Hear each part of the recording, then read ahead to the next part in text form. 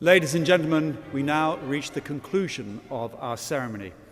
And this conclusion is reached by the presenting with the titles of the Honorary Professorship of the Academic Union, Oxford.